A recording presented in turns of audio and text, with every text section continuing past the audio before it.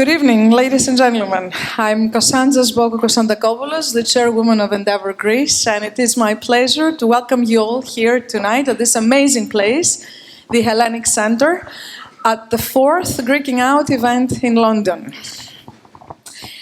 So, Panos, Greece is at the beginning of a transformative trajectory. Yes. So wonderful things are happening, huh? Many things are happening. Innovation, technology, entrepreneurship is really top priorities for our government, who is supporting investment, but it is also trying to uplift the public sector by using AI technology. Endeavour Greece has always been at the epicenter of the Greek transformation ecosystem. We support high-impact entrepreneurs, some of you here tonight. Your multiplier effect is what accelerates growth. You're really transforming the economies. We are also working with diaspora. We proved through the latest years that we initiated this program through Endeavour that we recognize no geographical boundaries when it comes to the growth of the economy of our country. We are also trying to change the narrative of our country by introducing a new national campaign. Innovation Nation. Right? Innovation Nation. No.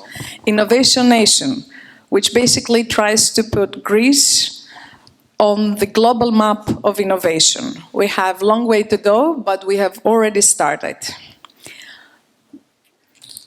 to share. We're also very excited today. Yes. I'm very excited because a friend, Asli Korul Turkmen, will be moderating one of the panels, proving that the ecosystem has no boundaries. They're from Endeavour Turkey, our office in Turkey. Managing Director of Endeavour Turkey. Hello, Asli. Hoş geldin. And of course, we are very much honored by the presence of Ambassador Mr. Tsaousis and of course of a dear friend, Secretary General of the Greeks Abroad, if I'm saying this correct, and Public Diplomacy, Mάιρα Μυρογιάννη. Mάιρα, if I could ask you first to come join us and share a few words. Well, thank you for the invitation. It is an honor to be here amongst you in London, participating in this initiative of Endeavour, which it's the work that you're doing. It's very important. That you said you're trying to change the narrative of Greece, and you have this very important campaign, Innovation Nation, and we at the Ministry of Foreign Affairs and I personally as Secretary General of Greeks Abroad and Public Diplomacy, I am focusing in rebranding Greece and in trying to promote this new aspect of what Greece has become and where we want to see Greece in some years from now. So innovation is a very big part of that. We need to remember, and this is part of Innovation Nation campaign actually, that Greeks were always pioneers. We were philosophers, mathematicians, medicines, in science and in classics. We were always pioneering, and we were always moving forward and always trying to connect people and give to the world something new to think. And these kind of initiatives like you're doing today that promote connection and changing of ideas is the most important thing that we can do, because collaborating is the only way to go forward. And as we have seen, this is the way that we get stronger and we get stronger. I'm very happy to see that Endeavour Turkey is here today. We have in the Ministry of Foreign Affairs, as you know, the positive agenda and exchanging views with entrepreneurs from Greece and from Turkey. And it's always important to have this dialogue in several aspects. Greece is now, as we all know, a pillar of stability, of political stability in the region, but also of stability in business. And this is why we had this explosion in investment and in exports in 2022, and we are going on.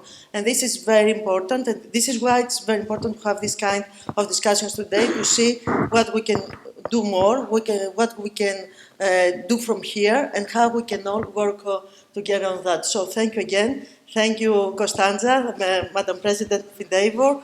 Thank you, Panagiotis, that you're doing such a good work as a CEO. I would like to thank also Maritina, that she's not here today, but she's in Athens this time. But okay, she's doing a very good job. And of course, thank our ambassador that he's here with us today. We have an excellent ambassador here in the UK, and he's always, we have a very good collaboration.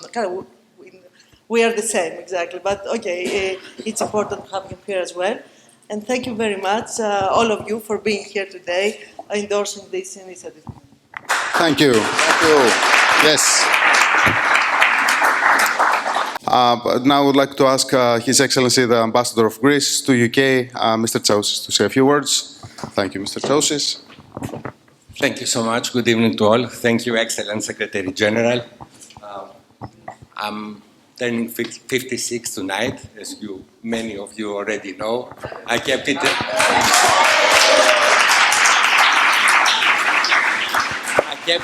as a secret till 3 o'clock, but then a cake came in my house from all my colleagues and friends, and I thank them all because they are working with me all these years, and we are trying to do our best in order to achieve and serve the goals that have already been described by previous speakers. Actually, I had a speech because it goes with my age now, today, but I want to say a few words from my heart. Actually, yesterday, I had the pleasure to host a breakfast. Some of you were there. And I had the opportunity to hear some stories that I have never heard before. One of them was that some of you were here or elsewhere in the US and came back to Greece at the end of 2009, even at end 2008 or end 2009, and to set up a business, actually. And they managed to do that. I mean, they managed to be successful through all these difficulties and difficult times we all had to face. And some of you, of course, left Greece. They decided to take an equally hard path. They left Greece, or Greece has left them they feel sometimes now as well, and they came here. And they came here to open a business. They came here to work for another business. They came here to work in all different sectors. And the only world, being a diplomat and having worked on defense issues for many years and security issues, the only word that comes to mind in order to characterize this kind of behavior and attitude is resilience. For me, and I'm proud to be in a group of people tonight, among a group of people that are really resilient. And resilience is not important also in diplomacy or in defense. It's important also understanding businesses. And you are doing that very, very successfully. And as an ambassador to the UK, I can only say that I'm proud to see that every day, and I'm proud to be among you tonight. So about Greece, everything has been said already. It's not only the business ecosystem, it's not only the startup ecosystem that is growing, the country is growing. The country is growing as a whole, and we are very proud to have two important allies that they are here today in supporting our goals and supporting our effort to promote also in the UK this change that happens in Greece in the last months and years.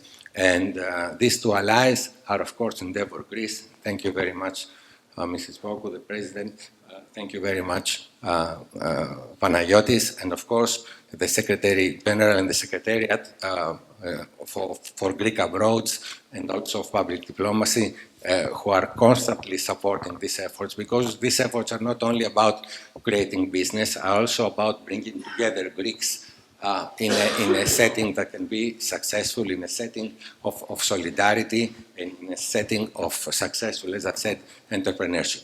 So thank you very much for having me tonight, and I wish success in all your endeavors. Oh. Thank you so much. Thank you. Pun intended.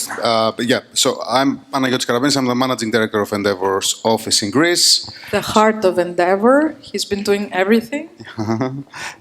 Thank you. Our wonderful chairwoman, Kostas Boku, who is not just leading Endeavor, she's also transforming Greece in the hospitality sector, which is our head of the economy.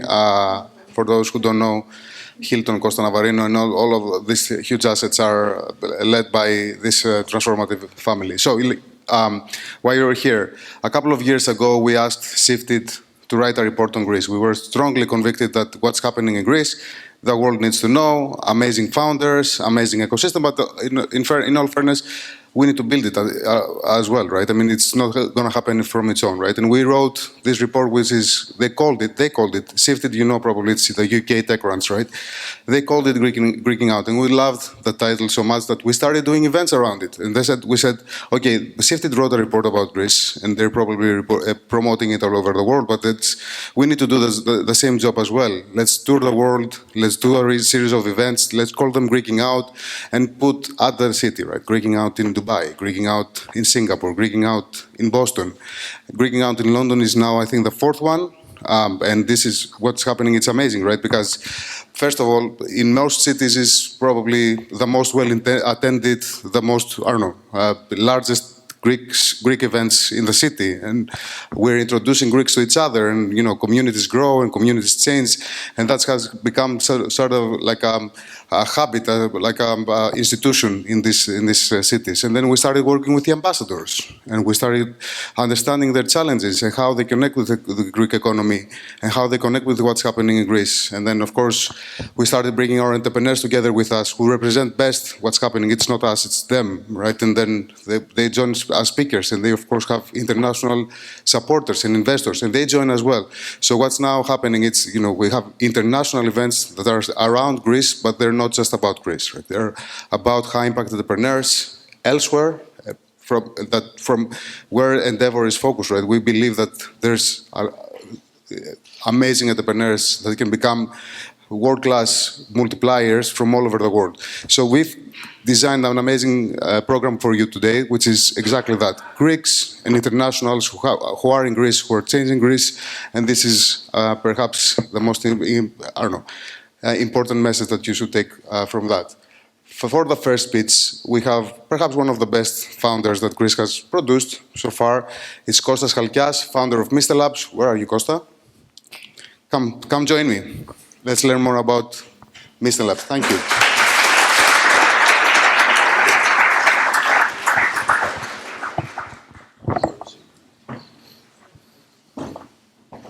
Yeah.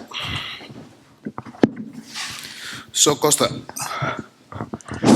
thank you for joining. And Mr. Labs is a huge company, right? We don't know much about it. We did a podcast interview recently, which gained a lot of attention, right? But I would love to hear from you. This is an incredible story behind the creation of Mr. Labs. It's a team of 5, world-class, trajectory in the crypto space. Tell us more about how you started Mr. Labs. That's the reality. By the way, it all started from the UK. Really? Yes, there is a reason for this. I'm in the blockchain space since the very beginning. Some of you know Bitcoin, you know Satoshi. I was very lucky that I got my degree in University of Macedonia in Thessaloniki in 2010. And 2009 was the date pretty much that Satoshi actually launched Bitcoin. And as a cryptographer, the only option you have is typically going to academia. There's nothing else you can do. Probably an agency, you can go to NSA or some other European agencies, ENISA as we have in Europe. But then with crypto, everything changed with me. I was very lucky in 2015, actually, that one of the first developers of Satoshi, I was working on the Bitcoin protocol from the very beginning, invited me to the UK to build one of the biggest networks, and because the banks wanted to go against the Bitcoin revolution, they were afraid that money is shifting to another direction, so they had to create a coalition. They created one of the biggest fintechs back then in London and New York. It was called R3. And R3 was pretty much 200 banks, automotive companies, everybody in the world, like rich people, that they tried to create a new form of cryptocurrency of blockchain. Then Mark Zuckerberg created the Libra project because Facebook had another problem with Visa and MasterCard, losing 2% again and again on all of the transactions in the banking. Imagine if you're buying ads or if you're doing any activities on Facebook, Facebook is losing some percentage from Visa and MasterCard. So Mark said, okay, let's find a way to serve the unbanked on one side, and on the other side, let's see how we can gain this 2% back, because due to the money recycling, 2% on the first $100 goes to 98. Then you lose another 98, another $2 on the next one who pays, and again, and you're losing 10% in the course of a year. So Facebook tried to do that during COVID. It didn't work. And most of the directors of Facebook, including myself, I used to work at WhatsApp for a moment. If you have end-to-end encryption on WhatsApp, I was part of the team that tried to do the integration at Facebook. So Facebook cannot read your messages now. The only thing that I will advise you to do is not do backups on WhatsApp. You can do whatever you want, but no backups. No, there's a bridge there. It's not, in my opinion, it's not the best technology in, at least in the WhatsApp team. Everything else is fine, not the backup. How about Signal? I use Signal. Okay. There is no perfect solution. By the way, I also audited the code of Signal. As a cryptographer, you, especially on end-to-end encryption, you have access to this. And the Signal team was the first one who created WhatsApp, actually. Wonderful. So it's very similar. What does the Greek government use, by the way? It's Signal, is WhatsApp. How do you keep your messages safe? Don't tell us. We need to create our own, if you want my opinion, one day. But anyway, this experience from Facebook gave me so much exposure, even with European leaders. Imagine Facebook was talking even to Christine Lagarde and some other like famous people across the world to ensure that there is a new basket of tokens, which is 20% dollar, 30% euro, 20% yen, and so on. Due to COVID, it didn't work, and regulation-wise, very, very difficult for us to launch something. If you have to create a new technology at the same time, Facebook having your social data, also having your financial data. So we had to leave, and then we created Mysten Labs. It's a company behind some of the blockchains you might know. One of them is called SUI, S-U-I. It's one of the top, I think, 11th in the world. And as tokens, no stable coins, it's in the top 7, which made us like a very sustainable, profitable business. At the moment, the company itself is it was at $2 billion 2 years ago. At the moment, it's more than 5-6, I think, on valuation. And the tokens, all of them, make our valuation pretty much at $50 billion. And this helped us a lot to grow as being one of the most successful Silicon Valley companies with an office in Greece. Yeah. And this is where you helped us a lot. I will say that the podcast I had with Panos in what was 2-3 months ago? Yeah, maybe a little bit more. Helped a few people to actually join the company, even from abroad. So now we have brain gain in Greece just because of a podcast.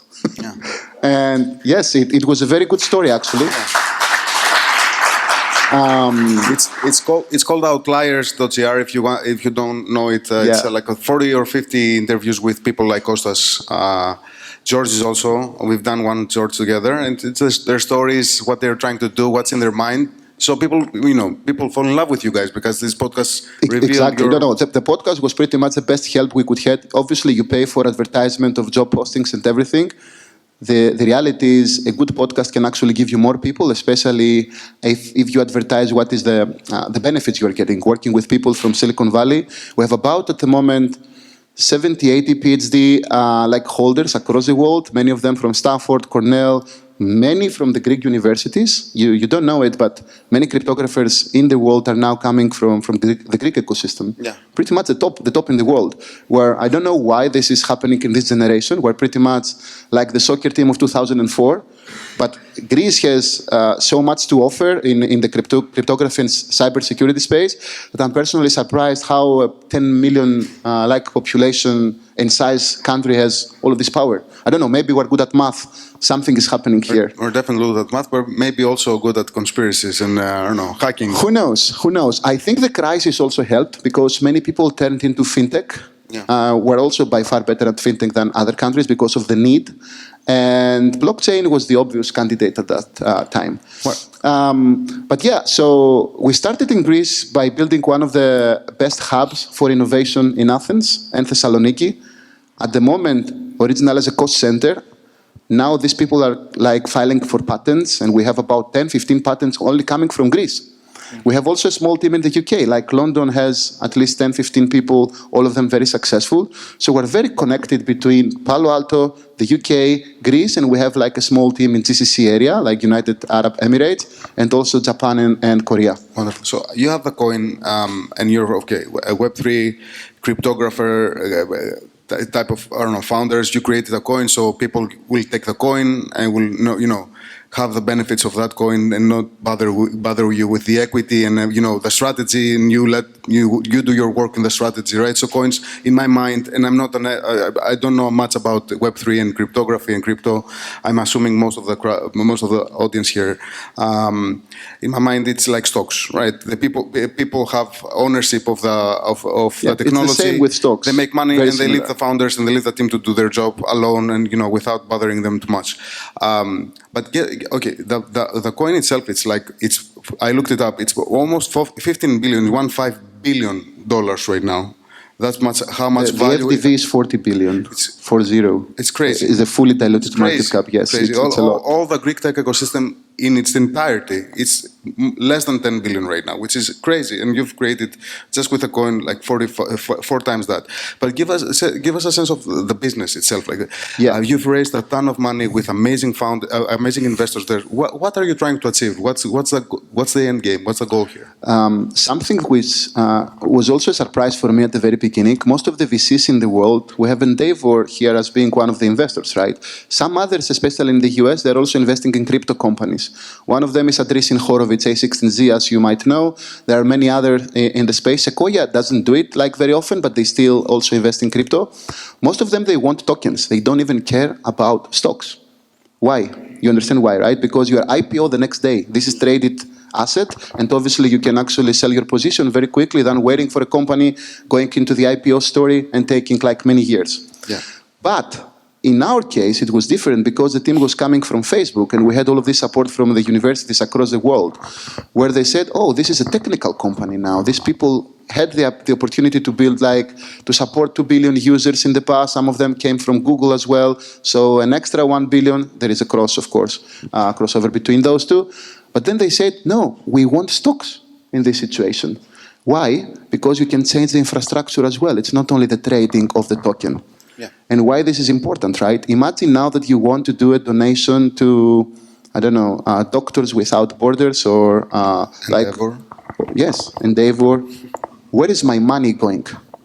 You cannot track it, right? There is no way you can ensure that this goes to a particular, I don't know, lion in Africa, and you're feeding the lion and you're paying for the salaries of these workers. Blockchain is offering for the first time a place for transparency. So they realized that, okay, in this world, there is no database that is controlled by nobody. It's controlled by many entities across the world. All of the people are voting if a transaction makes it to the system. So for the first time, we had a global database that everybody can read from this, and you know you cannot delete the history. So if I pay you $100 in Endeavor as a donation, I will know, because all of the transactions are tracked, where is the money flow going. Which means that I can ensure that, okay, you paid the salaries. Obviously, you have to pay some salaries to run even a non-profit organization. I mean, some of the money went into food, some of them went into sensors, some of them went into different things. And the blockchain is the only way to do it. This is one category, right? The other one, surprising, we're in the UK now, is the gambling sector. And do you know why? There is no lottery in the world that you can now trust they're doing the correct thing. There is no way. It's only ping pong balls, and the balls might be magnetic, might be, I don't know, have different texture, icy, different temperature and all of this stuff. Even if OPAP, like a Greek company, they wanted to convince you that it's a secure lottery, there is no mathematical way of doing that. So we had many situations where if you want to provide more trust into the system, you need to find a decentralized lottery. And now, after we did this, we realized that like the verification of something that nobody's sitting. Imagine in Greece, I think we were even giving like homes to people who are applying. I don't remember what is the name of this. Even tickets for tourism, right? And this is lotteries. Κτηματολόγιο, you mean? Κτηματολόγιο? Okay. But even for tourism, we're giving away some tickets, and some people are complaining, "Oh, I didn't win, but I don't believe you. I really don't believe you. How did you make this lottery fair?" Right? So for the first time, blockchain is solving these problems as well. The other is the general transparency and the ownership. The problem we had in Greece, for example, with the capital controls, under a blockchain technology will never happen. Yeah. They cannot get my money, right? So blockchain is coming, and it's a technology. It's an infrastructure. Yeah. It's not only trading. This is what we have to understand. And this is why some big companies, even Facebook, try to invest in this. And you're like escaping from mediators, the banks, and the like even on real estate, because real estate is something that I personally see that is coming to the blockchain space, again for transparency. Yeah. And like UAE is now having a committee only for this, because Dubai is only real estate. Eventually Greece should also do it. I don't see why in Greece, with such a flourishing tourism, like a country where we can rebuild the country from the start, why we don't have access for like easier payments. Right now it takes 1 month to buy a house. Yeah. Well, another way, you told us that the podcast helped you recruit some people because they heard your story and they got to know you. Another way that people have been, and our founders have been recruiting very high profile talents are through these events, right? I mean, people are coming and our founders are coming and they say, I met these guys in New York or in Boston or in San Francisco, and they're coming back to Greece. They're repatriating people. So guys, this is something that it's working, and we've had like it is working. Yeah. Tell us about Greece. So because you're building something amazing in Greece. Yeah, so in Greece, we actually got a building downtown, literally very close to Kolokotroni in Athens, like literally in the heart of the city. And we opened this place. We have the ceremony actually on the 20-something of June, where everybody can come and work. For the first time, there is an office. You don't even have to pay anything. You can eat, you can drink, you can do whatever you want. We don't even care if you work for Sui or for any other blockchain. You can do whatever startup. And we realized that the ages from like 20 to 50, 60 are coming and work from there, even if we never met them. Yeah. This changed completely the landscape of how we're interacting with the community, especially in this remote world. Right? It's pretty much we created a WeWork, a spaces where you don't have to pay. You can interact whenever you want, and we have events like obviously we're inviting you as well, and everybody who is interested on presenting on pretty much the talents that we have in Greece, organizing meetups and all of this stuff. And I realized that for the first time, even if we're a remote company, remote first company, people are coming to the office because they're interacting with other folks in the region, and also foreigners that are coming to Greece. They know there is an office. Yeah. And now you see like blockchain or AI experts, because there is a correlation between the two. Yeah. You don't believe it, but if we want a fair and verifiable AI, we also need the blockchain. You now have a hospital and another hospital. They don't want to share their data between themselves, but they need to train their models for X-rays and whatever you do for calculations. The blockchain can solve this now, because there is encryption. By default, all of the biggest brains in cryptography are working on the blockchain space now. I've never seen a country. I also offered my services for advising NSA on some standards and NIST. There is no way in public sector you can find these cryptographers that work in the blockchain space. Yeah. So these people who come in Greece, they work with Silicon Valley folks. And this created like a domino effect of like more and more people coming by the office, like stopping by. And then our employees as well feel more engaged to work on something new. That's why they're innovating. Yeah. Some of the patents came because of interaction, not because they thought it by themselves. So how many people are in the... by the way, I'm going to need a presentation, just to be aware. How many people are working in Greece right now? In Greece, I think there are about 30-something. Across the world, we're very close to 50. 50. 50 out of 200 people, like 25% of our company are Greeks. Wonderful, amazing. So you're do a couple of more things, and I'm gonna keep it quick because we have a few more panels, and I wanna make sure that everyone has, we go to drinks as soon as possible. You are working with the Athens Stock Exchange, and I want you very briefly to tell us what you're trying. How are you trying to disrupt and support the Athens Stock? It's a pivotal thing for the market, right? And we need a strong stock exchange market, right? And then I'm going to get to exactly. That. So very recently, as I explained before, it's not only for trading of like crypto. The Athens exchange, like the Athens exchange, is actually trying to build a product on top of the blockchain. Why? You're all asking, why would a national stock market actually build on the blockchain? Because we're running out of stamina. Like most of the people can now, we have an invasion of companies like Revolut in Greece, and people can buy Apple and Google with a single click. Yeah. Why would someone buy a Greek stock? Do you know what? We're market number 9th for Revolut globally in terms of... We're the number 9th? Number of users and transactions being made every day. In my opinion, I had some discussions with some people from the National Bank of Greece here. In my opinion, we should actually innovate a bit more and actually win against Revolut. Right? We have to do it because I see it many leaders. It's not only Greece. I'm interacting with many ministers and other people across the world. They're afraid that the invention of Revolut is killing the local banks, the local economies. Yeah. It's happening. And then if you have one super app where you can buy everything from there, eventually nobody will buy OPAP, as we said, or National Bank of Greece, because if you have the option with a single click to buy Google or Apple, why would you buy a local company if you're 25 years old? There is no way you can do it. So the stock market is trying to think like a bit more in an exposure mode. Let's see if we can bring investors from abroad, because someone wants to do some hedging. There is no ability now for a Mexican to buy Greek stocks easily. They don't even know where to go. So the blockchain is one place, as we said before, a global database. They know where to go. Just have a blockchain wallet, and now you can buy a Greek stock. So the stock market is starting with something as a pilot first, and then we will see if it eventually wins some investors from abroad. A second one, and that's another very inspiring thing about what's happening right now in the Greek tech ecosystem. You're a graduate from the National Technical University of Athens. No, sorry. I'm University of Macedonia, but yes. Thessaloniki, exactly. But it's the same thing. I'm getting there. Tell us a little bit. How do you envision? Okay, there's amazing talent. These universities are world class, and we don't know it. We can make it, of course, better. But let's not just rip them apart as we do. It's a stereotype, right? That our universities are crap. But tell us a little bit more. Why do we have world class people coming from these universities? What's your vision? Are you thinking of approaching that matter in any way? Many interesting things.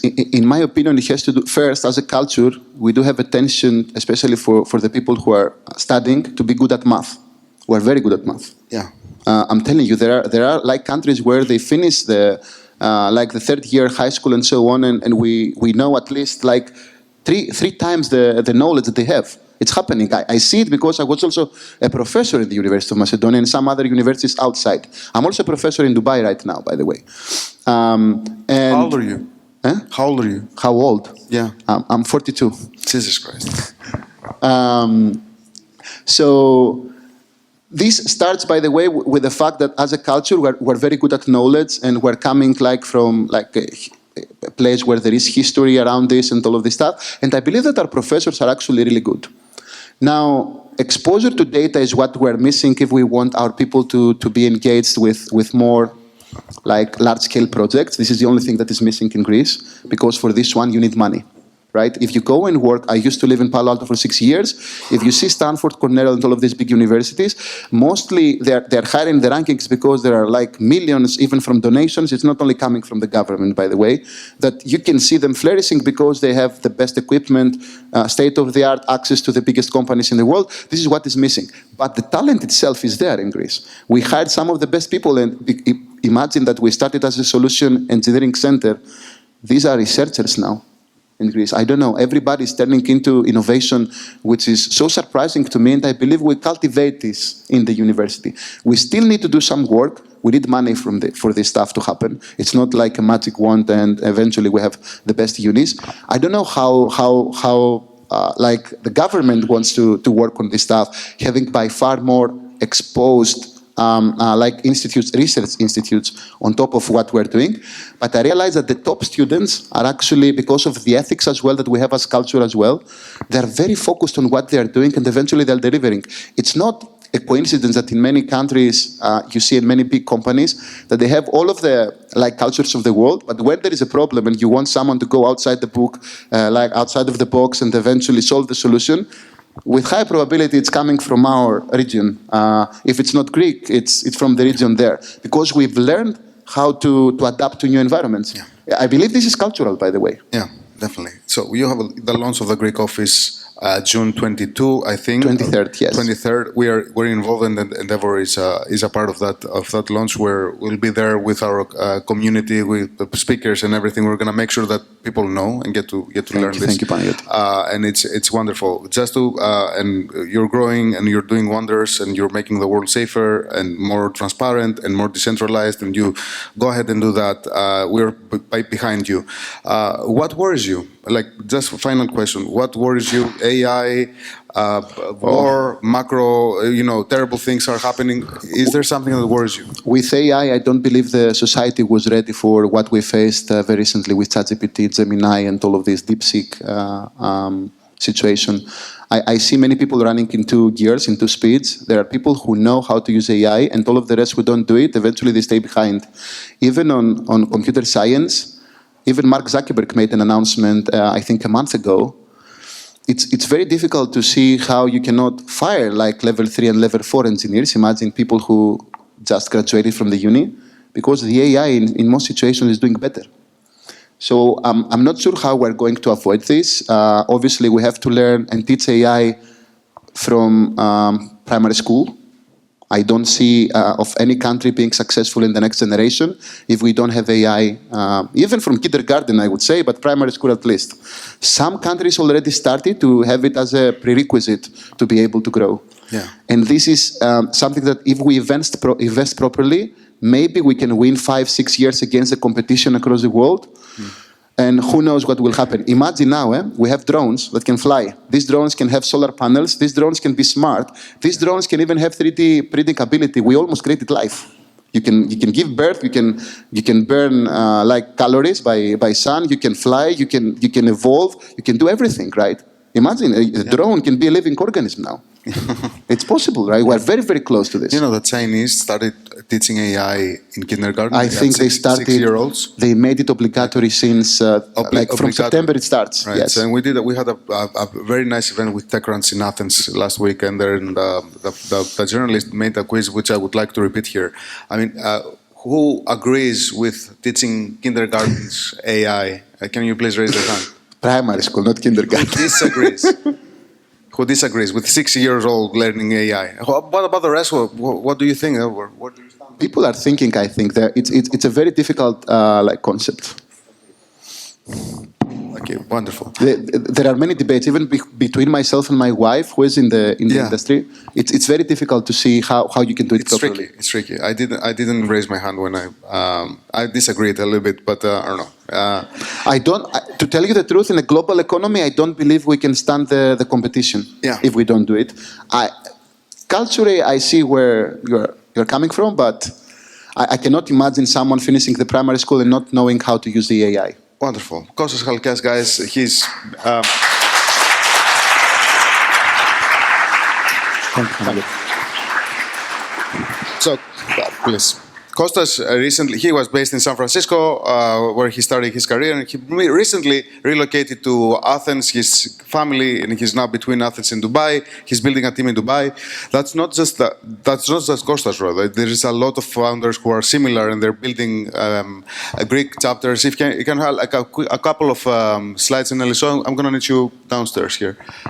So this is the size of the ecosystem right now. Like we have 800 plus. Startups, they're valued at maybe 10 billion, maybe a little bit more, a little bit less. This is dynamic, of course, as you know. They've raised, Greeks and Greeks abroad, raised approximately 1.3 billion.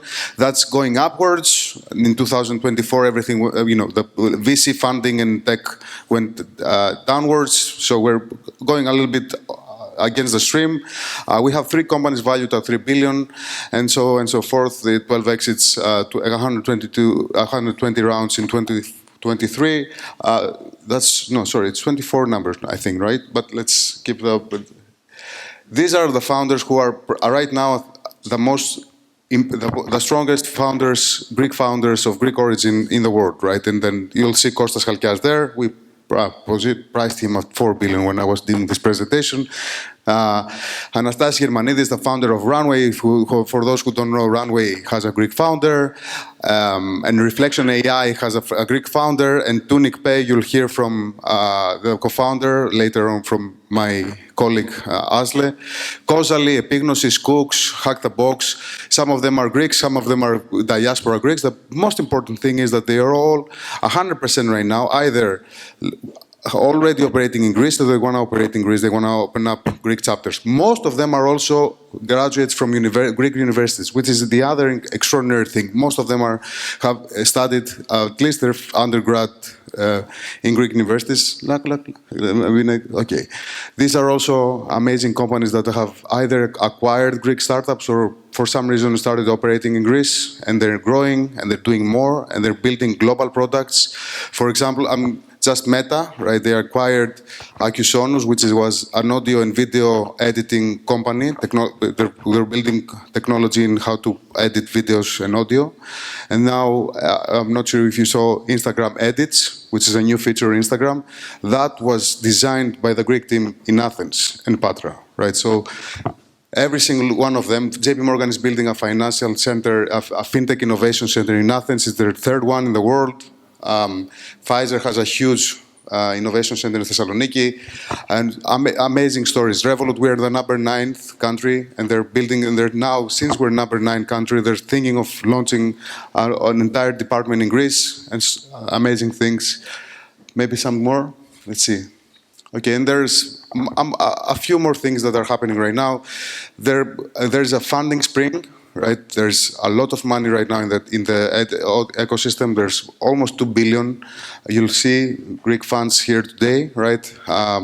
They've already invested 650 million. Now, Greek funds are also starting to attract international funds, and international funds are starting to attract international talent. We have the first Indian CEOs, people who are, Indians who are living in London mostly, both are, by the way, left London, and relocating in Greece. And they're CEOs now in Greek university, in Greek startups, and also there's a lot of movement in universities right now.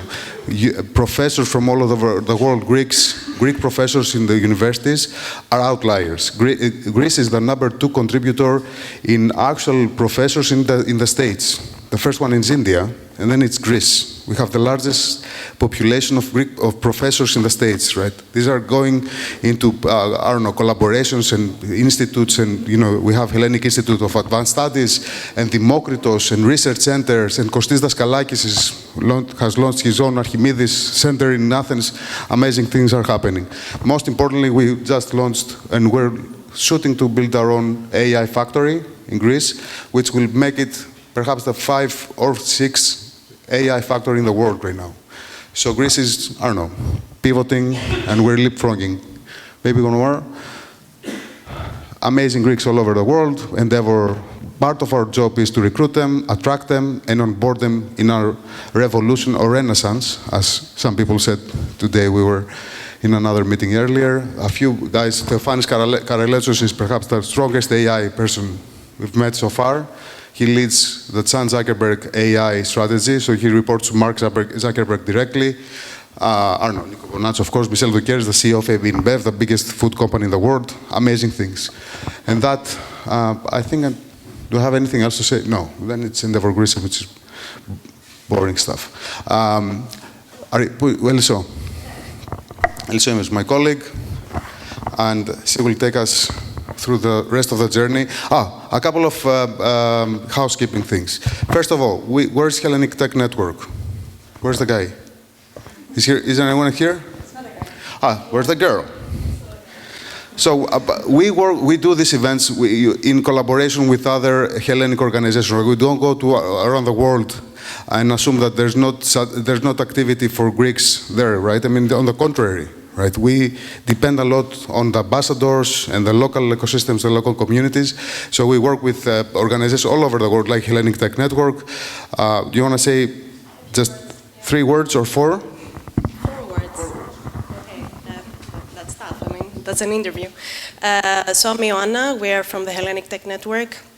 It's a non-profit organization founded by 4 people in 2021 and has now grown into a community of over 1,000 followers and members based in London. We organize events from time to time. We are very, very excited to be partnering for the first time with the Endeavour.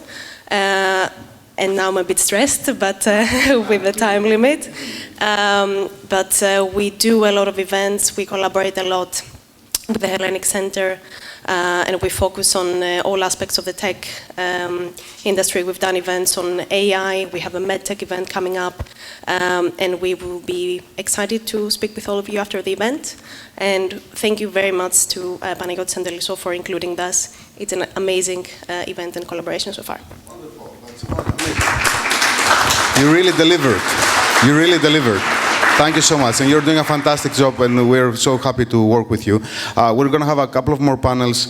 Let's just, and then drinks, food, and networking, but let's try to, I don't know, run these panels fast. That's an ask for the panels, the host of the panelists, I don't know, the moderators to be a little bit quick, and then we're going to go to drinks. A very big thank you to the host, the Hellenic Centre, which is a venue that we fell in love with, and we're going to do all our events here, right? And of course, we're also looking for other spaces who are UK networks there. But in terms of Hellenic Centre, we're talking. The team is fantastic. We're also thinking, you know, if you're a Greek founder, you're coming to London to fundraise, or you want to work here for a couple of weeks, we're going to rent you a space here, and we're going to pay for it. Endeavour, stay here, work here, connect with the London ecosystem, but then come back, right? And repatriate immediately.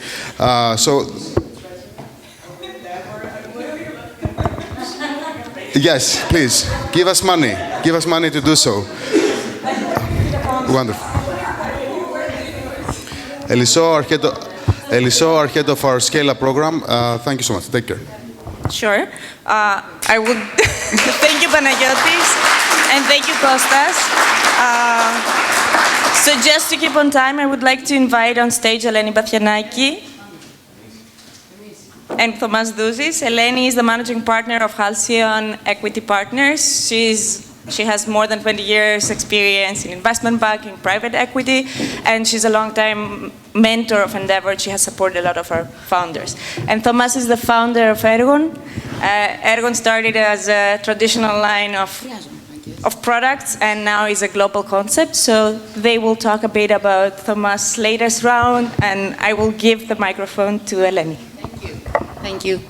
Great pleasure being here tonight. I will start by saying that I'm really honored because we have to show how innovative traditional sectors are in Greece. So I would like to add a few more photos, Panagiotis, next time we're doing this presentation, of people who are not in tech. However, they've been doing an amazing work over the last years.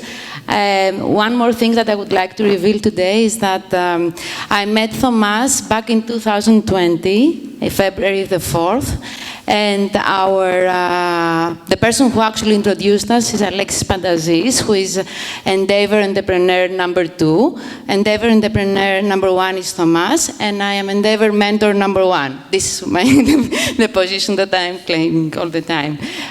So it took us almost 5 years to reach this amazing partnership, and I'm truly honored to be in this position today because I will ask the questions this time. And for me, it was love at first sight. I was always impressed by what Thomas and George, his brother, have managed to achieve. Very humbly, very focused, by showing their dedication and hard work. So Thomas, thank you. Obviously, for me, it's a true honor. And I would like to start by saying that you started by really trying to reveal the beauty of Greek products and what amazing job Greek producers are doing. And 20 years after, we were talking about a global brand that represents hospitality and lifestyle. And I would like you to actually describe to us what this journey was about and how the original vision really moved from this first idea to what Ergon is now. I lost the 4 first questions for the remarks, who I have to thank, and how many years we know each other. So I'll go directly to the question. Yeah, we started 20 years ago from my hometown, Thessaloniki. Our product was completely different. It was a series of artisanal Greek products, very low tech, actually no tech, not innovative at all. We're just trying to, let's say, disrupt a very, very essential industry in Greece, which are restaurants. And the odds were not with us. What are you doing, guys? There are so many restaurants around. How do you think that you can make it different? Why this restaurant can grow while all others just stay in mom and pop's restaurants, mainly in touristic locations? And all these questions. Thankfully, 20 years later, we proved them wrong, and we are here to, let's say, represent one more time the non-tech,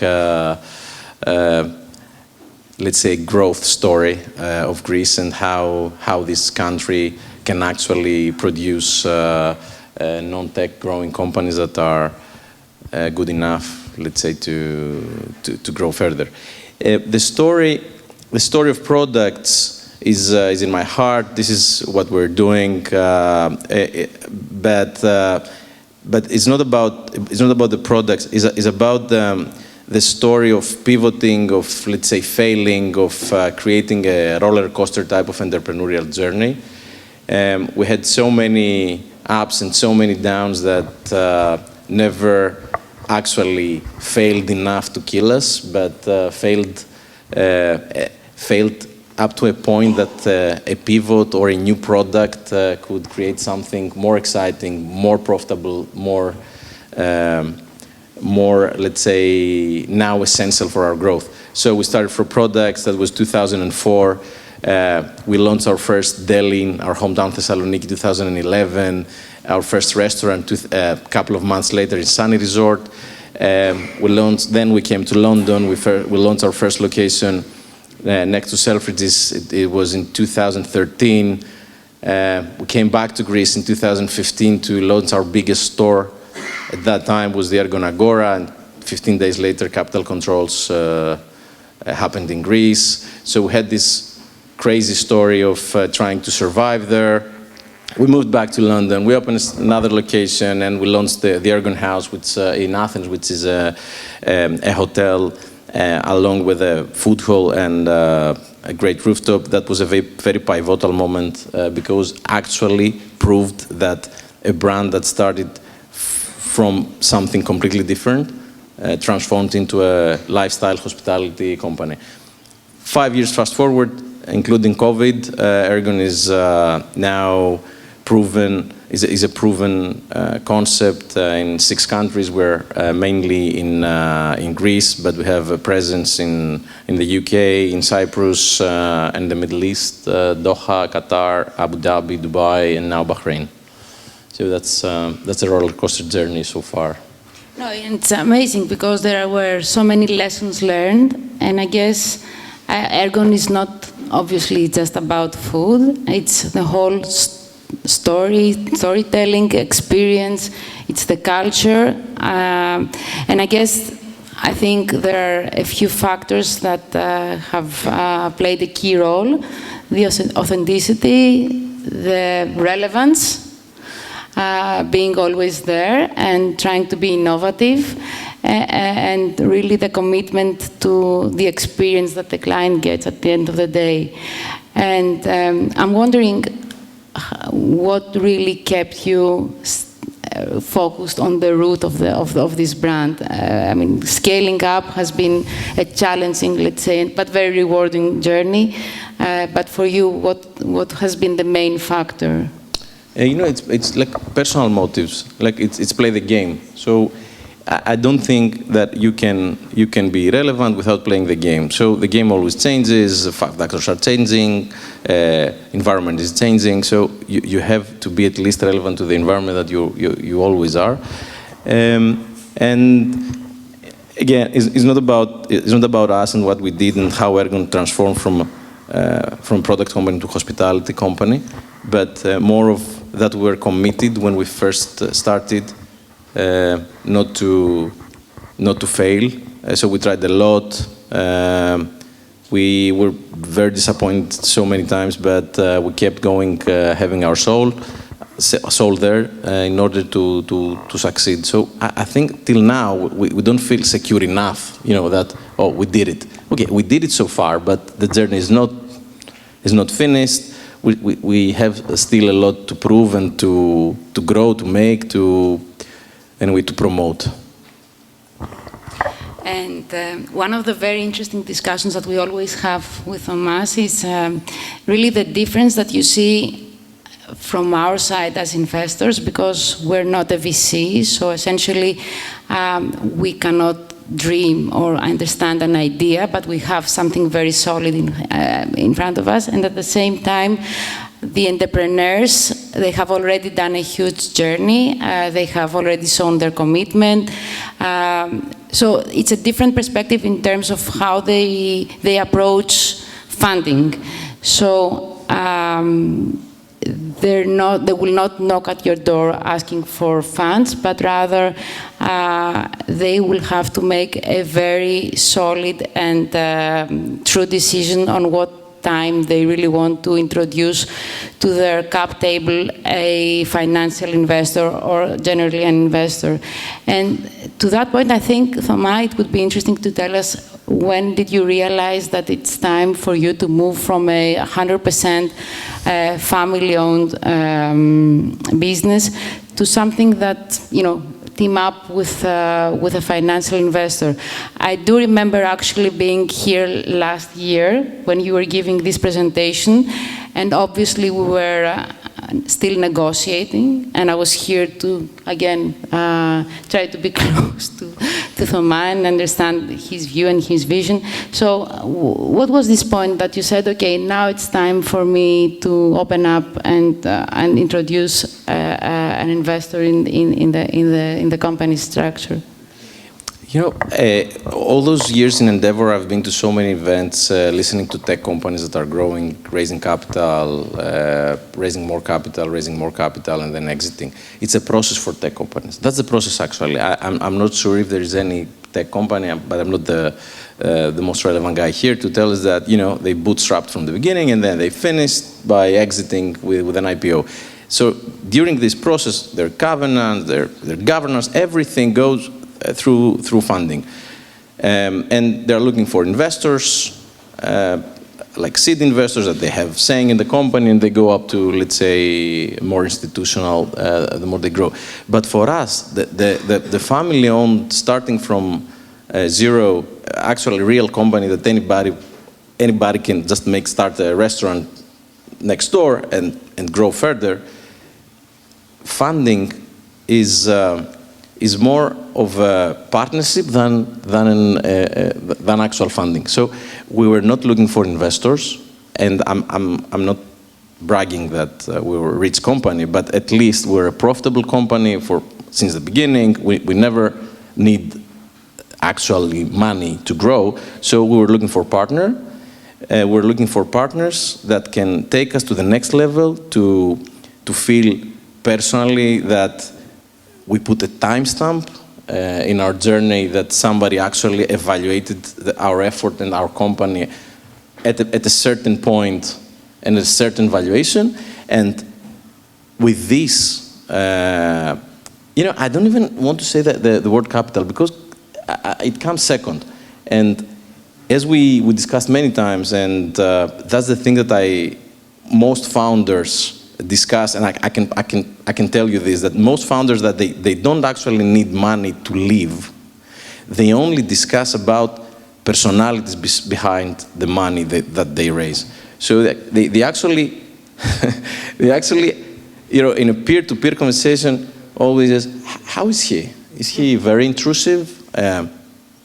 What does he do in the boards? Or how did he manage to skip a less, let's say, a smaller valuation at a later stage? So I think that the right question that anybody has to answer before raises capital is, are you looking for an investor or for a partner?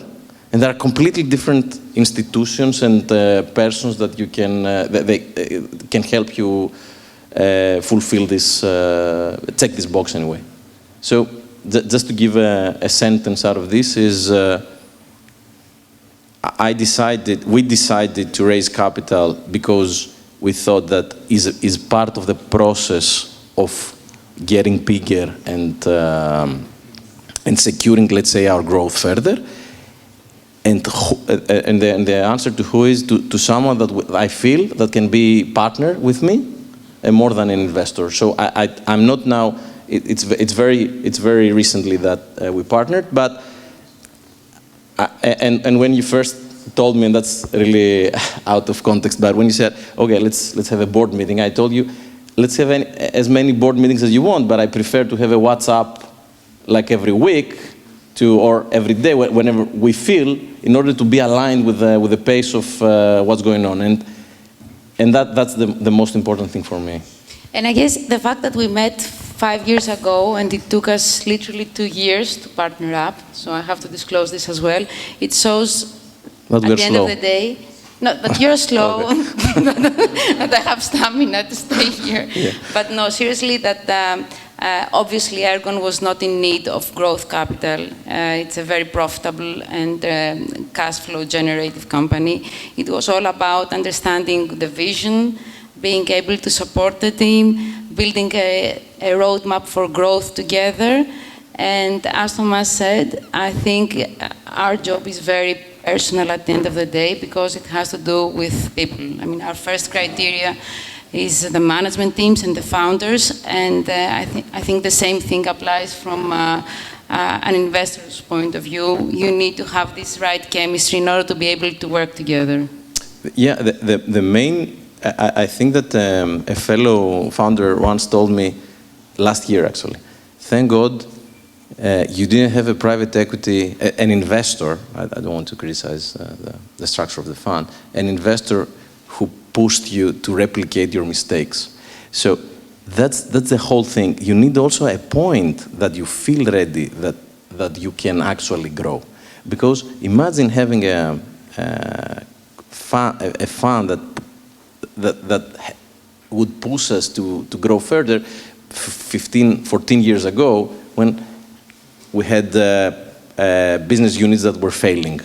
So timing also is a very critical, is very critical to the decision. I agree. And well, final question. I know that you don't like it.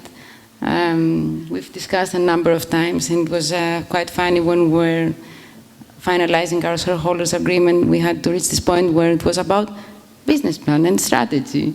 And I know that even though we're not talking about technology that is changing all the time and evolving, Thomas can be really innovative and has a million of ideas. So what is your dream? And if I can say something else, it's like question, what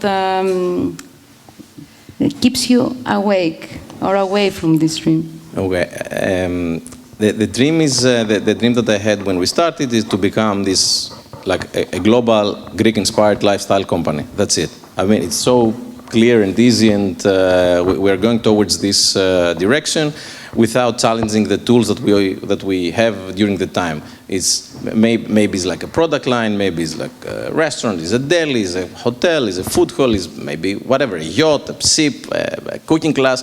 I mean, all those are tools towards the final dream to become the actual ambassador of Greek Mediterranean living in the world. So if there is a conversation in South Korea of Greek food, we want to be relevant in this conversation. Have you seen Ergon? It doesn't matter if we go through, but That's the whole idea, and is a clear target. And we are very proud to be a dominant leader to that. We are doing this for 20 years. We have presence in so many countries, and we know what we are doing. We have proven P&L in respective markets. What keeps me awake is, when we started Ergon, and this is linked and related to this social media and the way we treat trends and lifestyle. When we started, it was really difficult to become famous as a brand. And the moment that you made this, then you could just be forever there. Like a restaurant could succeed, and or a product, if finally learn the product, you can be there for 10 years. Now, it's completely different. It's very easy to become a trend, and the big challenge is to be relevant for many years. Because now trends are changing, food is changing, lifestyle is changing very rapidly, but landlords, investments, capex that is needed for a restaurant or a hotel is the same. So landlords now are making 10, 15 years leases in central London, but imagine how many restaurants or shops respect those leases, because they're not relevant after 2-3 years. Everybody in Athens the same. They're popping up so many restaurants and new concepts, and after 3-4 years they can't afford to be there. So, and we are building a company that started 20 years ago, and we have financial results every year that are based on the previous year results. So the thing that keeps me awake at night is how we will keep being relevant for the years to come, securing our assets that we've built so far, while we are trying to grow the company internationally. So that's the main thing, how lifestyle and tastes are, the speed of change has changed the last 20 years that we're doing this job. Well, from our side, we trust the team and you entirely, and I think this journey will continue to be as successful. Thank you very much. Thank you. It's time for the next panel.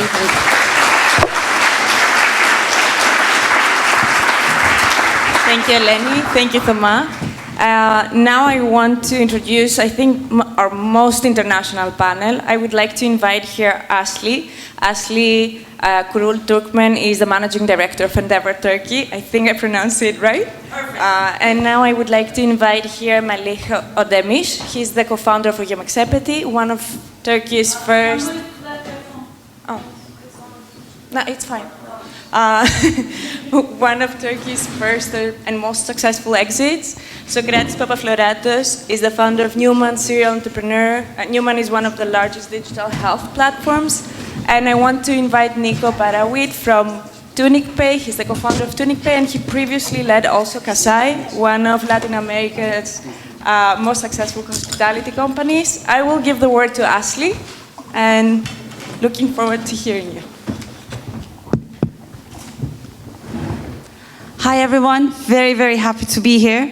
When I went to Athens for Panos's wedding, I stayed at Ergon, and it was amazing. And you told me you were going to expand to Turkey, so I'm still waiting for that phone call. Thank you, it was amazing. So, and thank you for the invitation. We have an international panel here. We're going to talk a little bit about, we're not going to go into the mechanics of the businesses, but mostly about what it means these are very seasoned entrepreneurs we have on stage. They wear multiple hats. We have multiple companies founded, multiple notable exits, and amazing angel investment and mentoring stories. So this is the side of Endeavor that we think that's how we define impact, which is, we call it the multiplier effect. Multiplier effect means that your effect on the world is much, much, much more than the amount of your exit. It's the people you mentor, it's the people you invest in, and ultimately it's the people who your story inspires and who, when they look at you and read your story, hear your story, when they hear you speak, they can say, I can do that too. And then we all get together and help them make it. And hopefully this is how we create an ecosystem. So I'm joined here by Mili, by Nico, and Socrates. So we have three very different backgrounds and exits. So Mili... 95, 99. So that gave me the nice angle of basically, yes, we can really, with this thing, you can change the world. And as a computer scientist, I thought I could do it with a few friends.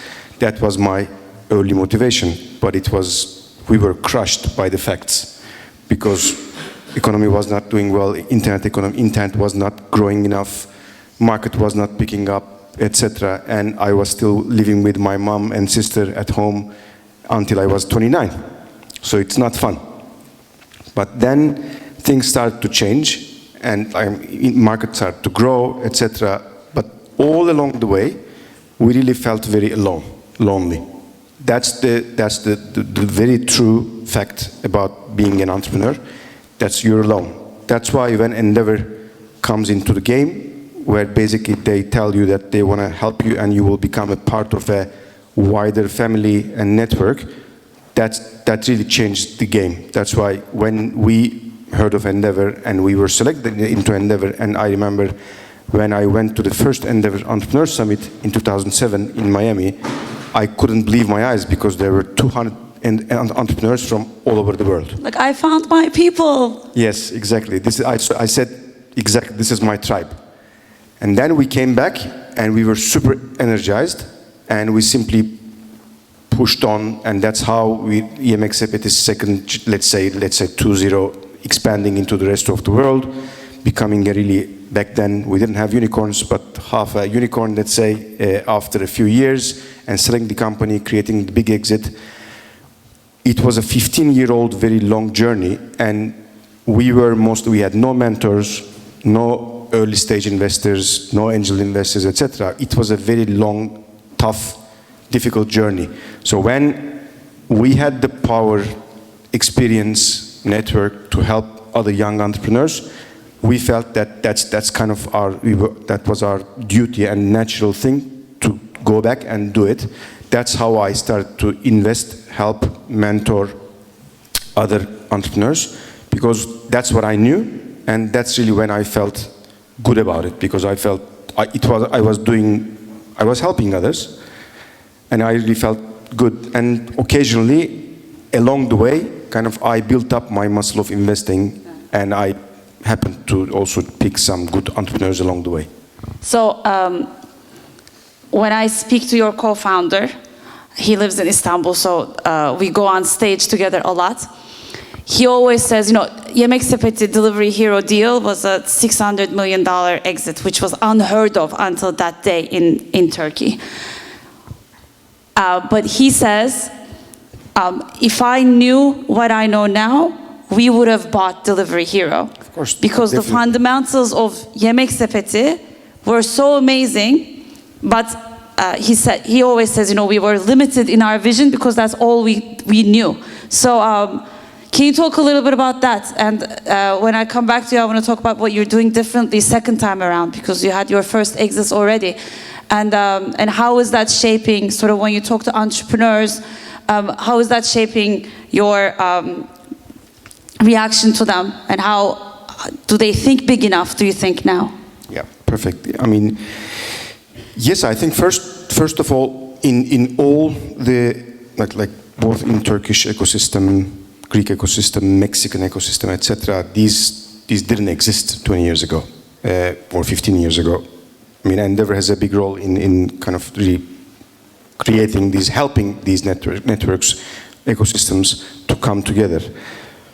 In our case, as we were really forged in a no money environment where there was no angel investors, no VC, no bank loans. Imagine that in 5 years, running the company as 3 kind of good graduates from good universities, all the money that we put into the company as equity was $80,000 for 5 years in aggregate. of course, we didn't take any salaries, etc., etc. Our families help a little, but that's it. Coming up, kind of growing up with that kind of scarcity mindset basically becomes your nature. And then when investors started to come and we start to expand, we never could basically move or shift into the hyper-growth mindset, which Delivery Hero was born with it. Yeah. They were born in Germany in 2011 with basically an M&A structure in mind. And by the time they bought Yemeksepe'te for 600 million, as you said, they already raised 2 billion euros. We're talking about 2015. So a German company, because they were basically raised by day one, they start by day one with an M&A mindset, where our mindset was always organic growth. We didn't know it. However, if we really had it, and in 2012, when we received the $44 million investment from General Atlantic, which is a growth equity investor, and they know the game, I think they couldn't push us enough, or we were a bit maybe arrogant, or I don't know, stubborn, whatever, I don't know, but they couldn't push us enough to go beyond our, let's say, limitations, virtual limitations. If we did it, we would definitely buy the German one, etc., because I believe our metrics, our technology, etc., was far better than many others that, I mean, today are big players. So how is it different second time around for you guys, Socrates? For me, it's third time around. Third time, you're right. What's different is first time around, you know, you don't really know that much, and that can be an advantage as well, because you need to figure things out yourself. Third round for me is, there's a few things that are very different. First, the problem that I chose to work on, I had like a really deep connection and motivation and desire to solve over a very long period of time. My second business failed because I wasn't really building it for the right reasons. With this company, I started from, can I work on this for a very, very, very long time, because I really enjoy it, but also because I believe I can build a very large company. And when you start from that mindset, working backwards and then choosing to go down a path where you're going to raise money early on, where you're going to commit to going on a certain journey, those were things that I just wasn't really able to think about at all when I was starting my first company. When you would think about valuation very differently, you'd think about dilution very differently, you'd think about the journey of how I'm going to build this, I'm going to grow it, and then maybe I will look to sell it and make some money in 3-4 years, which is a bit of a more, if you like, immature approach to doing stuff than when you're really trying to see where that takes you, the mistakes you can make, the risks that you're taking on without even realizing it. I'm also now a lot more, I guess, as you get a bit more mature, very aware and very comfortable of hiring people that are way smarter than me, way better than me, and building a team, which is just, I don't think, something that you can do. It depends also. I started my company when I was 26 at the time, so I had very little experience. You may have picked up a lot of those lessons doing something different. I don't think you need to be a founder or an entrepreneur to do all of those things. And then you can start a company. People start companies that are very successful at all different stages of life with all different paths. So it's a very personal thing. So yeah, bigger commitment, bigger vision, bigger ability to do something that relies on other people and not just that kind of pure energy that you have when you are perhaps starting out really young. As I was trying to think about what I'm doing that is the same, and I can't think of anything, and so I think it's such a, yeah, it's so fantastic to be able to do it the second time around. Maybe I'll talk about two things in particular. One is fundraising, and the second is team building. In my first company, I saw fundraising as, you know, an achievement, as getting an A on the math test and, you know, going to the best university that you can go to, and so, you know, got the fanciest investors that I could. And when you see your investors as an achievement, it changes the dynamic that you have with them, right? Like they say jump, you say how high because they're fancy, and what do you know, right? And this time around, when I was raising our seed round, we asked our investors to introduce us to founders that they had invested in whose companies did not work out. We asked them questions about how do you perform in the end game, at the, in an M&A discussion. We really put them under the gun. They tried to give us, exploding term sheets, and I was like, that doesn't mean anything to me. I'm going to decide on my time. And obviously there's a bit of privilege in that, but when you internalize that capital as a commodity, and that actually what's rare are the fantastic opportunities to invest in, then that really changes how you think about financing and investors. And now, I think that it's a privilege to invest in our company rather than it's a privilege to get the backing of the fancy investors. So that's on fundraising. I think another big difference is around team building. What a privilege to be building in the age of generative AI. We evaluate proficiency with AI with the same level of importance as we do, numeracy and the ability to, add and subtract and multiply. And so what that means for team building is that I think there are all these stories out of Silicon Valley of people that, have reached $10 million of ARR with 10 people. And I find a lot of inspiration in that. And so I think about that too a lot, right? Like if 90% of an engineer's code is not generated by AI, then they're being extremely inefficient. And so if, that means that it would take 10 engineers to accomplish the same task. And so, I mentioned that with coding, but it extends across all functions. And so that means that we can build, the same level of impact with 1/10 of the team size. And I think that that's a privilege to be building in that, in this age. And so maybe we can keep going with AI, actually. Today we had our fund's annual general meeting, and Reid Hoffman came, somebody from OpenAI came, so we spent the whole afternoon talking about AI. And what I got was short term's going to be a little painful, in the long term, it's going to be great kind of messages from the people. What are you thinking? So you're building, just as you said, while this is all happening, and we wake up to new technologies, to new applications every single day. And what do you think about the future? If the near future is how is your product or your way of working going to change, do you think, 2 years down the road? Is that too long now, 2 years, 6 months down the road? I don't know.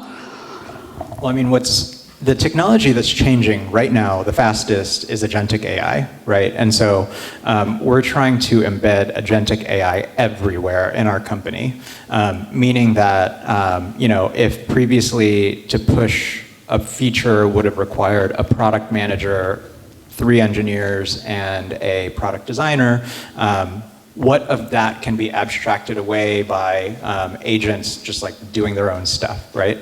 So that's like that's how the company is functioning. But then in terms of the product that we're actually delivering to banks, we want to be as AI forward as possible, but we're finding banks where our customers are kind of scared. Whenever we say AI, the first instinct that they mention is hallucination, right? Yeah. Like if you're going to tell me the risk of a customer, how do I know that the same model run tomorrow is going to have the same outcome, right?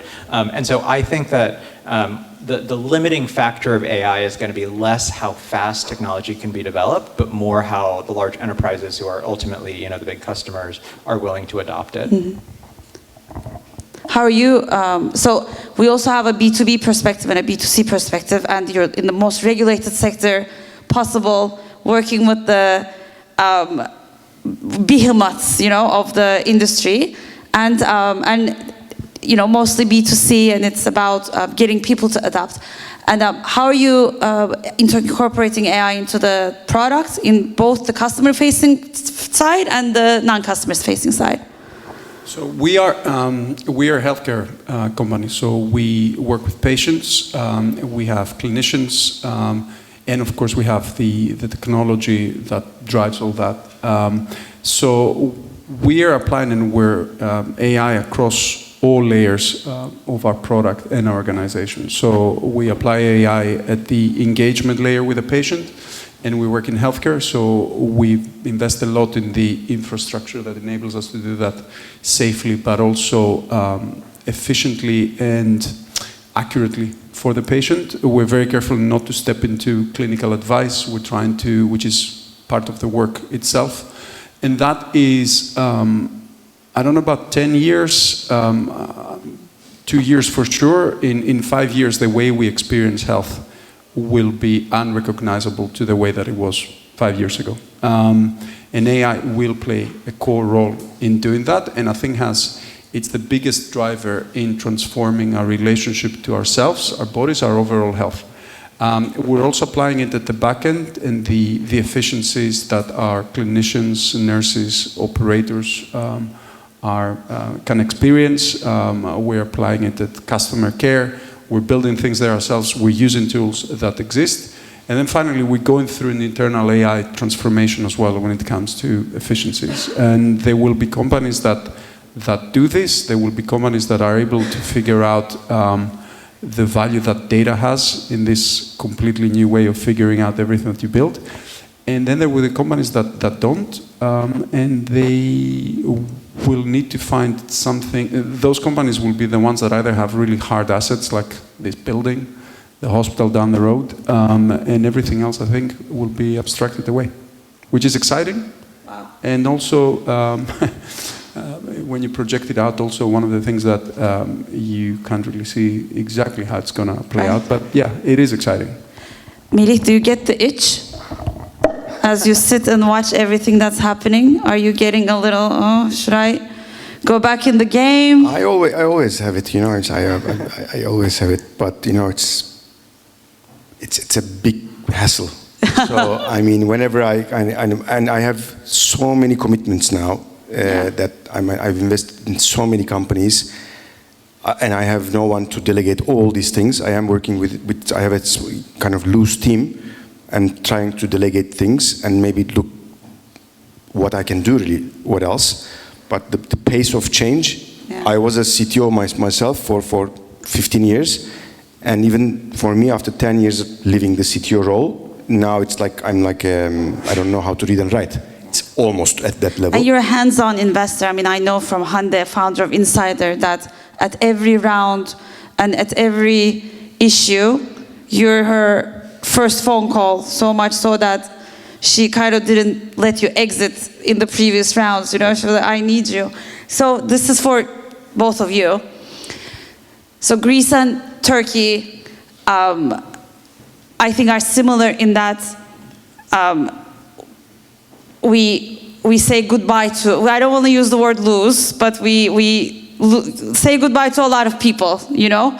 And some might call you brain drain, but we call you diaspora. And I think Panos and I, the way we look at this is our greatest strength, because it's very important for a Turkish guy or a Greek girl who is sitting in Athens or Istanbul thinking about starting something to be able to call, you know, somebody in Germany and say, how are things there? Like, should I do this in Germany? Or maybe should I do this in London? You know, like even that connection is important. But the whole country can't move, right? So how do you see, like when you look back to your home countries, and you've been away for a long time, you left quite recently, but how are you seeing this play out in terms of the home base, the global outlook? Is it necessary to get out of either a small market or, I don't even know how to, a complicated country to one of the hubs, you know, like San Francisco, New York, London, Singapore? Like, do you think that eventually everybody who wants to build a global company has to be in one of these centers? Or the companies you're working with, what you're feeling, is that gonna change? I don't think you need to, no. but also you can't really escape the power of serendipity and networks in these global hubs. And it's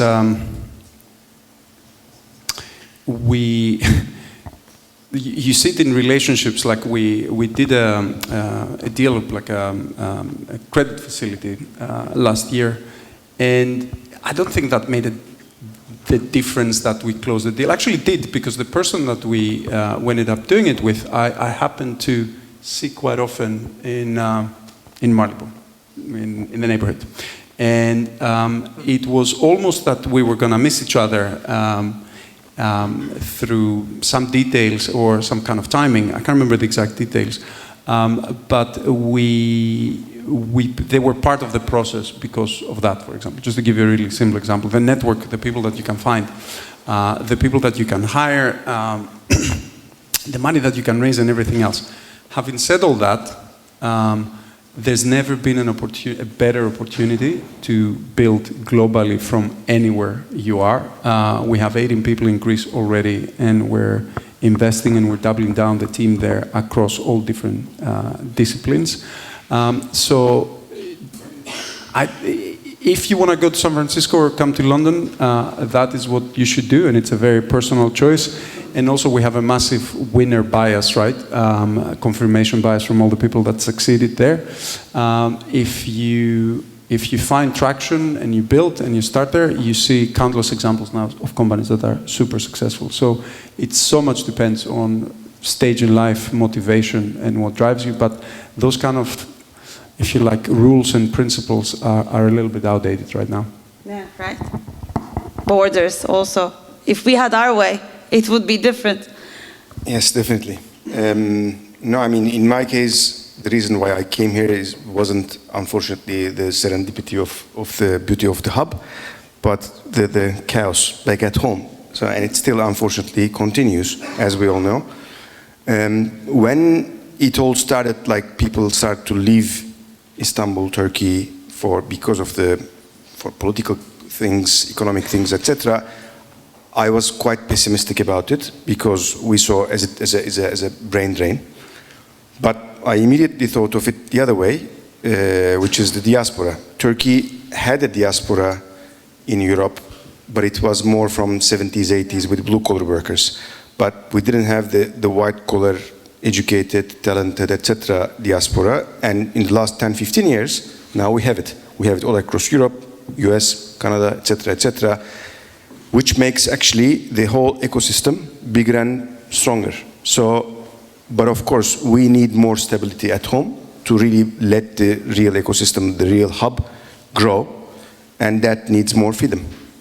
Yeah. This was a privilege. Thank you so much, and thank you for being a part of the Endeavor Network, just also being active and giving part of the network. Just by being here, I think you make a very big statement. Thank you so much, and looking forward to seeing you in many different places around the world. Thank you, everybody.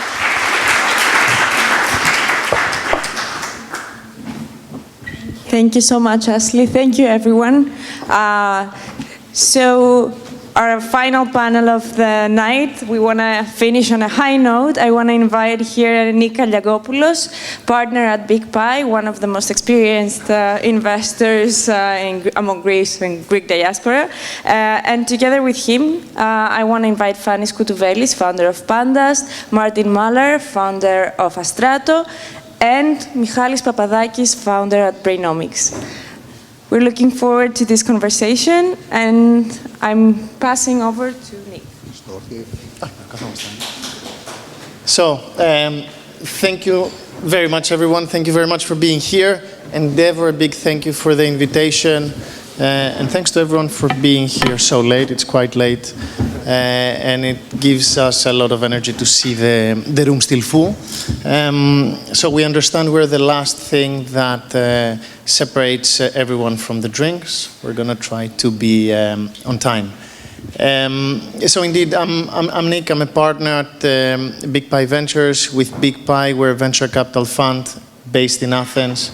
We invest in Greek companies, in diaspora Greek founders from all over the world, but also from founders that are non-Greek and companies that are non-Greek but are willing and wishing to have some operations in Greece, and we see this trend more and more happening.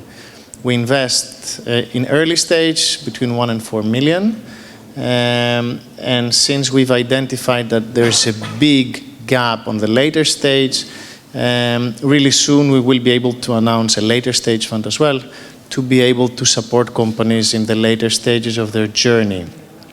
I think these events are super nice because they help, maybe a lot, maybe less, but they really help in the brain gain. And that's a very personal topic to me because I lived 12 years abroad. And as we joke with my wife, we went there with 1 suitcase and we came back after 12 years with 3 kids and a whole truck full of things. And I really hope that these events help more and more people to come back. So before we start with the panel, I just want to ask a few questions to the audience. And question number 1 is, how many of you, if you can just raise your hands, are founders of startup companies or are working in startup companies? Okay. And how many of you are thinking of joining a startup company or starting a startup company? Okay, maybe last question. How many of you who are living in London are thinking at some point of coming back to Greece? Nice. All right, that's great. That's super positive. So let me start with the panel. Martin, Fanny, Michali, thank you so much for being here. Can you each give a bit of an introduction? Who you are, what is the company you work on doing, and what's your connection to Greece? Martin. I'll start first. So, originally German, but I grew up in Greece. I went to the German school of Athens. I'm an entrepreneur now, living 11 years in London. In the B2B data analytics and visualization space. So I'm a repeat founder. So I actually built my first business when I was 28. That was 8 years ago. And I bootstrapped it to, I think, roughly 150 people, 22 million ARR, and I exited a year and a half ago. The reason why I exited was I was building visualizations for an enterprise platform that was on-premise, and I saw the cloud as the future, so we decided that, yeah, we gotta see this as a threat, sell the company, but also we spun out some IP and build a Strato, where Nick actually just announced that he led the 5 million seed round, so yeah, very excited to be here. Thank you for letting us be part of your company. Fanny? So, hi, I'm Fanny. Apparently I'm Greek, born and raised. And I moved to London a year ago, but I started my entrepreneurial journey back in 2009 in Greece, in Athens.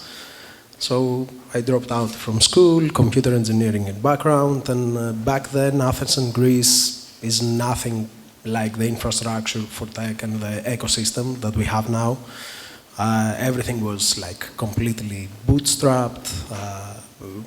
I remember even the lawyers and the law firms, they didn't know what a stock option plan is back then. So apart from being a founder and hiring people and doing sales, you had to educate also lawyers on what to do. But I believe that, you know, Greece as an ecosystem, it has matured and evolved a lot, and I'm super happy about that. I'm also a repeat founder. I'm on my second venture right now, which is Pandas. We work on the circular economy for mobile devices. And what we do is that what actually got me in this sector, I was reading a report that 1 billion smartphones every year stop being used. And we believe that there is a point of friction for end consumers to trade in or sell their used tech. So we are there, we have built an AI solution that helps telecom operators and retailers in order to make this transaction very frictionless and easy. So through our technology, we can put a price on a used piece of technology, laptop, tablet, primarily phones. And yeah, it's a B2B enterprise SaaS. I moved to London a year ago because of my wife and because of Heathrow is an amazing airport. I travel a lot. Yeah, but at some point I think we'll go back to Greece. Michali? Thank you, Nico. Hello, everyone. My name is Michalis. I'm the CEO and one of the founders of Brainomics, also born and raised in Greece. I've lived all my adult life here in the UK. And I was trained as a neuroscientist, and I went to Oxford, and I was the scientific director of the preclinical stroke lab doing research in stroke. And at that stage, I always had an entrepreneurial flair that I wanted to develop something that has impact in patient care. And I was always driven by the unmet need. And in stroke, we have a devastating disease that ages the brain by 3.6 years. Every hour, a patient remains untreated. And although we have life-saving treatments, even now up to 80% of patients that should be treated are missing out. And that's why we founded Brainomics. We spun out from Oxford, and we have been using AI to analyze scans of patients, brain scans of patients, to help frontline clinicians with diagnosis and treatment decisions. All this helping patients getting access to life-saving treatments. Since we've started, it's more than 10 years ago now, we are the market-leading solution in stroke AI. We have globally more than 300 hospitals using our solution clinically, and we have already been used in more than 2 million patient scans. And what is for me a very big drive is the impact we create in healthcare, where we have shown that we are trebling the number of patients having full recovery after they have a stroke because they get access to these life-saving treatments. Recently, we closed our Series C round, and now we are bringing the stroke solution we have developed into the US and expanding globally. And also, we are replicating what we've delivered in stroke in other conditions, and in particular in lung conditions, where again, imaging and the interpretation of scans is driving how patients are managed and treated. We have a small presence in Greece, where there are some hospitals that are using our solutions in Athens, but what we are trying to do is deploy at a national scale. Here in the NHS, we have the majority of the hospitals using our solution. We are nationally deployed in Wales, in Hungary, so the expectation is to replicate this in Greece as well. Nice. So I'm going to now go the other way around. And Michali, we've been hearing about the intersection of computer science and healthcare for a very long time. But it has taken long. I mean, the two of us, we've had discussions where I was asking you again and again, why is it taking so long? It's so obvious. It's so obvious that it's faster, it's cheaper, it's better. Why is it taking so long? So, do you think this long-awaited transformation, is it now the time? Was it too early? Is it still a hype? Is it a reality? How do you see the timing today versus how it was a few years ago? Well, not only today, I think the theme was about AI. And on a daily basis, we hear how AI is transforming not just healthcare, everything that we are doing on a daily basis. I would say actually healthcare is the most advanced sector that AI is already delivering value. It has taken long. I mean, I think it was in 1956 when John McCarthy coined the term AI, and since then it has taken a long time, but especially in healthcare, because all these technologies are medical devices, they need to be safe. So what is happening and what we are bringing together is having the computing power, having the ability to have specific unmet needs that we are solving, and what we are delivering now is actual value. As I mentioned, we've done a national study here in England showing that we are improving by 50% the number of patients getting access to treatments. So if anything, I would say, yes, it has taken long for good reasons, because these devices are regulated, they need to be safe as well as effective. But AI in the radiology space, in the imaging space, is probably the most advanced market where we are seeing real value. And this is reflected on the investment. The last 10 years, there has been more than 5 billion invested in this space. Okay, thank you. Fanny, I've used the product of Pandas, and it's really unique, right? I mean, worldwide, you see other type of solutions that try to go through the trend and the main philosophy, but the product is quite unique. What was the insight that led you to build that product? What was the aha moment when you thought, okay, this is the one thing I want to focus on? First of all, which generation of the product have you used? I've used the generation that you had in the supermarkets and you had in places, so the hardware. That was the first generation, and just for context, what we built, it was an automated kiosk machine. We deployed these in supermarkets. We started from Greece, and you could go there, just put your phone inside the machine. You don't need to do anything else. You didn't have to plug in a cable, download an app. You just put it in. And because of my partner, Alex Vratskidis, he had an international patent on this communication with a mobile device. So we were able to wirelessly identify any used phone just by putting in the machine. And this technology was patented. I fell in love with the sector, how big it is. And you were doing something very complex when the phone was in the machine, right? Extremely complex, and to this day we hold the international patent for it. So what we created, it was a forced handshake with the antennas of the devices. So just by putting your device in, we were able to do this forced handshake with the antenna by doing RDS, radio-defined software. And from that we could extract, the make, the model, if it was lost or stolen. And again, with cameras, manually, back then, we were able also to distinguish the condition of the device. So that was the offering. We could buy devices on the spot within 1-2 minutes.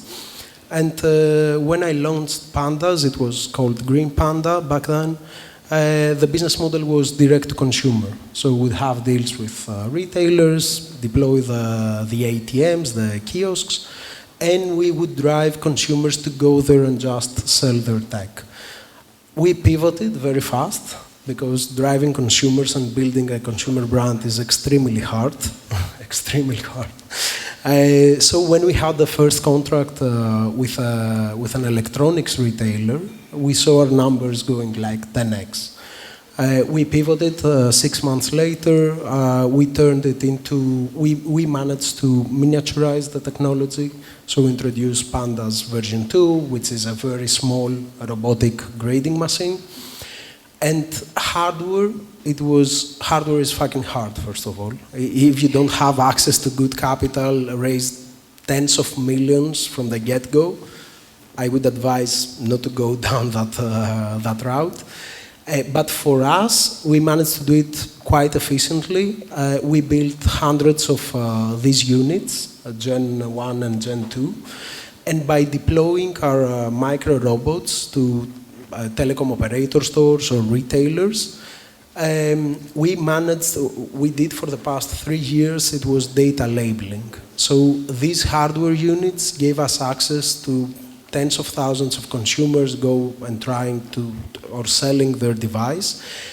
But what we did is, because we were capturing this device from 8 different cameras, for 2-3 years we were doing data labeling, what it means, what is a scratch, what is a crack. And this was the most valuable asset that we got in order for us to introduce the 3rd generation of the technology, which is purely AI, vision models and everything else.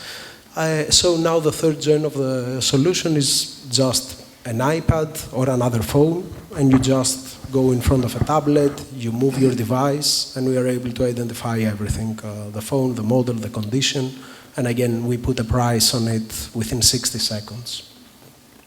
That's super interesting. And Martin, so actually a nice anecdote. Indeed, as Martin said, we led the seed round a couple of months ago. We firstly met at the Endeavor booth in Slash. So that was the first meeting, and then within 1.5 months we had a deal done. And when we were looking at the deal, we spoke with a lot of people that knew Martin, and I think you have a very fascinating story. So I just want to get a bit into there. Tell us a bit about your story. How did you get into BI? Why did you decide to build the first company into BI? And also, what is it that drives you today with Astrato? Because if anybody follows Martin on social media and on LinkedIn, he'll see he's a bit obsessed with completely killing all the incumbents and explaining to all the incumbents how they're completely stupid. So tell us a bit about that. You have to be loud and aggressive in a competitive market. There's no other way. So my story started actually quite interesting. And by the way, before I say that, a quick kudos to Endeavor. When I saw the slides in the Greek community here, and the entrepreneurship is actually phenomenally inspiring. I mean, I grew up in Greece. Before we entered the euro, I remember being at the ATM when we got the euro out. I was part of Olympic Games as an attendee, and then Capital Controls. I also stood in the queues and then was listening to a first Uber driver in Greece telling me, well, I'm going to get any job I can. So it was quite dire for many years. So it's actually absolutely impressive where it has come and where it's going to go. So kudos to all the entrepreneurs and investors and the Endeavor group here as well. So my story is aeronautical engineering, nothing to do with data analytics and BI per se, but I was doing data analysis at Airbus helicopters actually, with MATLAB back then, but I found it relatively boring just doing physics there. So I somehow got a weird opportunity to work at an investment bank here in London, Jefferies, because they searched for a data analytics engineer, or the titles were quite fuzzy. And ever since I fell in love. And that's how I got into BI as a consultant, and at some point I was an expert in one of the top 3 BI vendors, ClickView, if that rings a bell.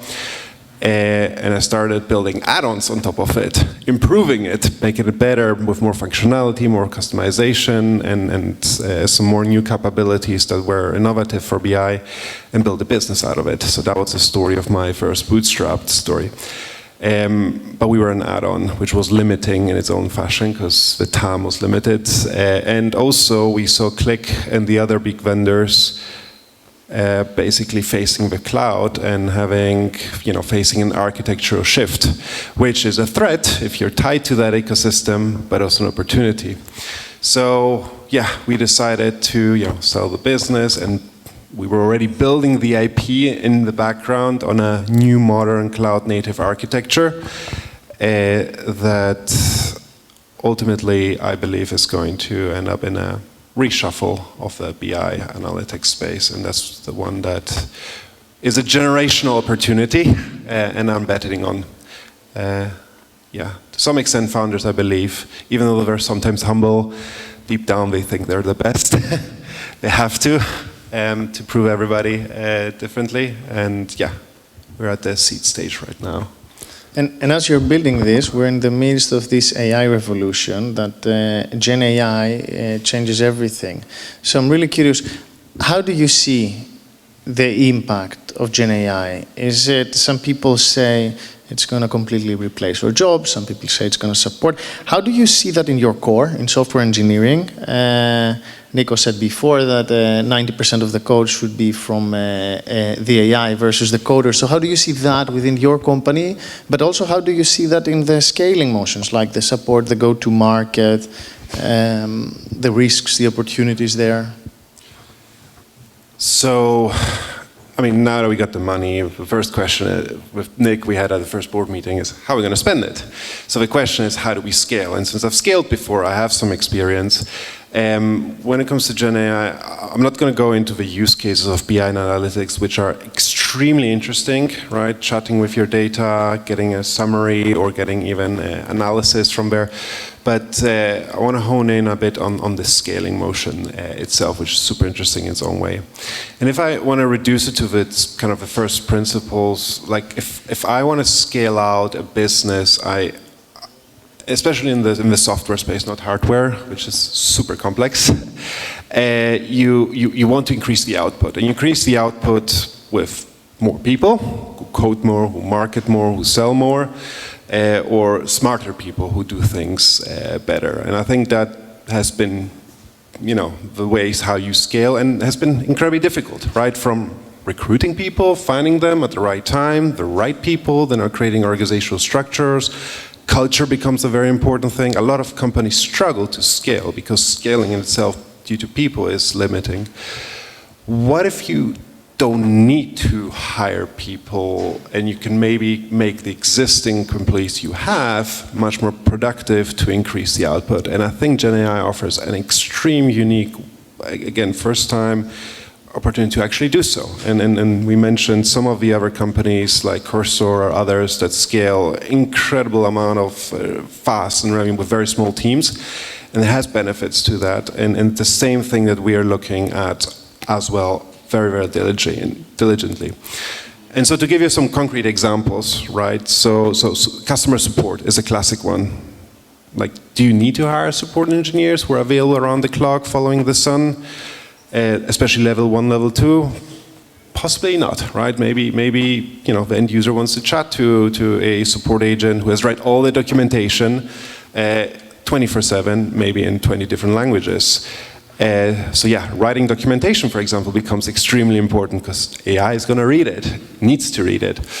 Engineering, still debatable-ish internally in our organization. So we see that because we have a very big code-based, highly specialized visualizations, and there's a lot of intricacies around those things, that it hallucinates more often than it brings us a benefit. And especially when you're trying to build a scalable, compliant, HIPAA compliant, ISO compliant, and secure software, product software, is actually quite hard to rely on AI in its own way. However, I see a huge opportunity for internal applications or for organizations whose not core model is building software, but maybe hardware with software around it. I think there we'll definitely see a lot of disruption for sure. So for example, we have a licensing management mini tool that allows us to activate customers that we build in Cursor ourselves sufficiently. I think where it becomes extremely interesting is go-to-market. I think it's going to change this dramatically.